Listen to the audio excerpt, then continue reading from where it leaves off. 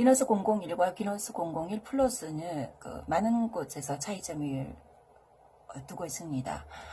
첫 번째 개발 단계에서는 연구소에서 더 이상 잡아내지 못한다 해서 제가 사실은 70% 만족한 상태에서 오케이를 하고 개발 출시를 하였습니다. 그렇지만 제가 늘 부족한 부분에 계속 연구를 하였기 때문에 주식회사 지금 제조사로 있는 천요 화장품과 기술 협약을 맺음으로써 기술진들과 의해서 제가 원하는 지금 배합점을 찾았습니다. 그래서 거의 90% 100% 만족하는 지금 비너스 플러스가 나왔고, 그 전에 비너스 001의 배합 오일들과 지금의 성분들은 겹치는 거는 한 4가지 정도 5가지 있지만 전혀 다른 성질이라고 보시면 됩니다.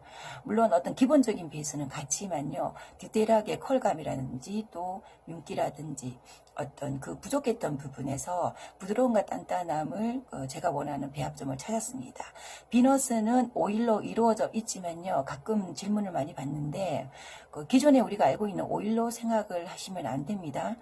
배합점의 어떤 비법과 배합점의 어떤 그거로 지금의 어떤 기능을 하고 있기 때문에 오일로 이루어져 있긴 하지만 우리가 알고 있는 어떤 오일이라고 생각하는 접근을 하면 조금 다릅니다. 지금 사실 제가 작년에 출시할 때도 빠르면 3개월, 늦으면 6개월에 어떤 비슷한 제품들이 많이 나올 것이다 라고 말씀을 드렸습니다. 사실 지금 보면 제가 만든 비너스 레시피는 다른 분들이 만드는 오일의 어떤 하나의 기준점이는 레시피로는 다 쓰시고 계십니다. 그거는 어차피 제가 세상에 내놓았을 때 각오를 했던 거고요. 그거는 많이 공개돼서 많이 미용인들이 많이 쓸 수 있다면 그게 당연한 거라고 생각합니다. 그렇지만 오랜 시간 동안 했던 배합점을 찾는다는 거는 결코 쉽지 않습니다. 오일을 가지고 혼합만 한다고 해서 되는 문제가 아니기 때문에 간혹 가다가 어떤 이름이 다른 이름을 가지고 이지오 오일이라고 샀다면서 문자를 놓고 상담을 오시는 분들이 있습니다. 그래서 어떻게 보면 어떻게 피해를 본다고 할 수 있는데요. 가격대도 같고 성분은 다르고 전혀 다른 같은 어떤 비슷한 오일을 넣었다고 해서 성질이 같지 않습니다. 그렇게 단순한 거로 제가 출시를 하진 않았을 거니까, 그죠? 그래서 이지우가 붙어 있지 않는 거는 이지우 비너스가 아니라는 거는 제가 기회를 통해서 말씀을 드리고 싶습니다. 어떤 욕심에 의해서 다른 걸 사용하지 말라는 의미가 아니고요. 쓰시는 미용인 분들이 본의 아니게 어떤 피해를 보고 있더라고요. 그래서 한 번은 꼭 짚어서 말씀을 드려야 되지 않느냐.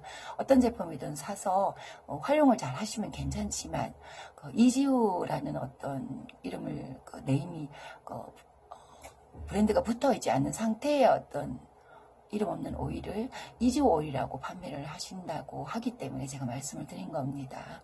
그래서 여기까지 지금 비너스에 대해서 살짝 제가 말씀을 드렸는데요. 그러면 비너스 시술 시 제가 놓치지 말아야 될 팁들을 간략하게 적었습니다. 앞으로도 추가적으로 있는 거를 계속 영상을 해서 올리고 또 세부적인 교육을 제가 이렇게 짧게 영상을 해서 올릴 예정입니다. 자, 그러면 가장 많이 헷갈리시면서도 질문들을 많이 하는 부분들을 제가 조금 추렸습니다. 자, 그러면 노코탄 극극 손상모 복구 매직시어 모발 진단 후에 적정 혼합 비교를 했을지라도요, 반드시 가장 손상이 심한 부분 테스트 도포를 하고 혼합비를 체크하세요. 무슨 말이냐면요, 단독 도포하고 1대9 하는 아주 극극손상, 물만 돼도 반응하는 그 레시피는 그대로 하시면 됩니다.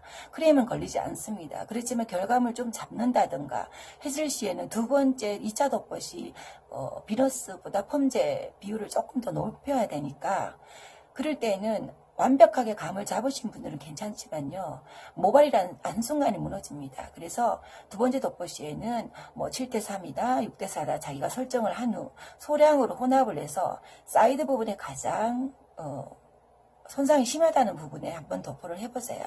비너스는 도포하고 바로 반응이 옵니다. 발라서 한참 있다고 해서 가연화되지는 않으니까 발라서 한 10초, 20초 정도 모발이 늘어지지 않고 짱짱함을 느끼면 그 비율을 그대로 혼합을 해서 도포를 하면 됩니다. 그래서 그렇게 하시면 되고, 두 번째, 자, 그리고 극손상일수록 모발 내 중금속이 많이 잔류되어 있습니다. 그래서 가끔 보면 아직도 알칼리 샴푸로 꼭 반드시 세척을 해야 되냐요? 질문을 많이 하시는데요. 이렇게 생각하시면 됩니다. 그 비너스는 극손상모, 손상모 위주의 레시피입니다. 그리고 손상모라는 것은 우리가 일반적으로 모발 안에 빈 공간이 단백질 유실로 인해서 빈 공간들이 많습니다. 거기에 평소에 트리트먼트라든지 또 헤어 에센스라든지 굉장히 많이 우리가 바르고 있습니다. 바르고 있기 때문에 또 그리고 또 매직 작업이라든지 그래서 그 단백질은 약간의 경화가 되어 있는 상태 이고요. 또 그리고 그 비어있는 공간에는 중금속들로 많이 잔류되어 있습니다.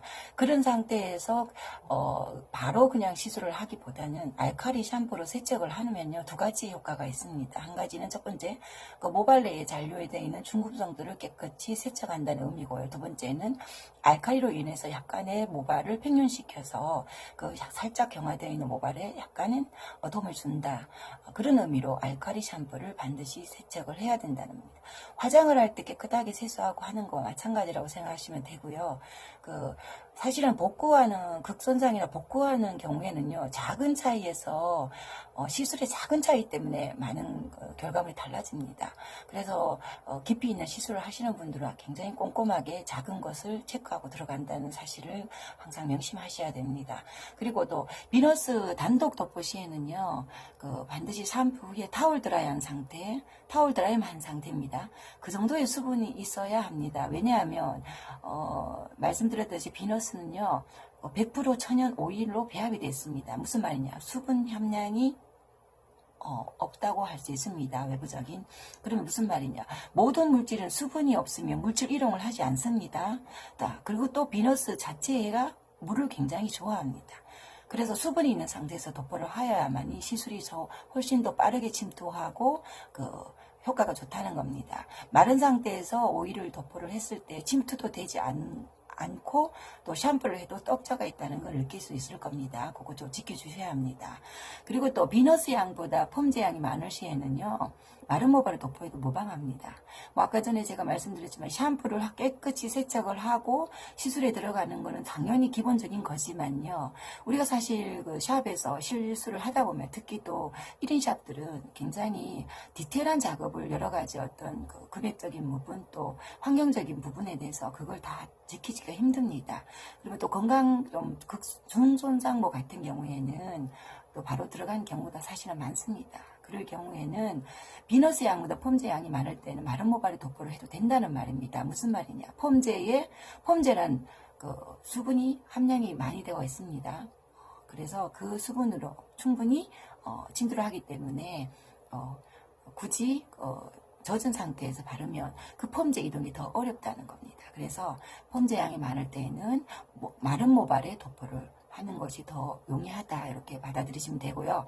그리고 또 비너스 단독 도포할 때는 방치 시간이 당연히 길어도 무방합니다. 천연 원료이기 때문에 시술 시간이 길어진다고 해서 무슨 문제가 되지 않습니다. 그리고 비너스 복구 매직을 하고요. 일주일 후에 비너스 염색 시술로 고객한테 시술을 한다면 그 유지 기간이 굉장히 길어집니다. 그래서 그거 명심하셔서 상담을 해서 이끌어내시기 바랍니다. 자, 그리고 그다음 비너스 노코탄 레시피 비너스 구화 펌제 1시술은요 펌 시술이 아니라고 보시면 돼요. 왜냐하면 펌제가 10% 들어갑니다. 그 무슨 말이냐면 비너스를 침투하는데 조금 더 용이하게 해주고요. 그리고 또 펌제 1의 기능에 모발의 결감을 굉장히 부드럽게 해줍니다. 그래서 이거는 제가 연구를 하면서 굉장히 오랫동안 찾았는 배합점이라고 할 수 있습니다. 그래서 활용을 잘 하시면 여러 가지 활용을 잘 하실 때 도움이 많이 될 겁니다. 그런데 이거는 우리가 결합을 끊고 재결합시키는 그런 우리 화학적인 어떤 시술이 아니기 때문에 9대1 매직 작업을 하지 않은 상태입니다. 그거를 도포를 하고 나서는 그거는 반복 가능이 시술하다. 다시 말하면 그걸 하고 나서 바로 염색 시술도 하여도 모발에 큰 데미지를 주지 않는다. 이렇게 생각하시면 됩니다.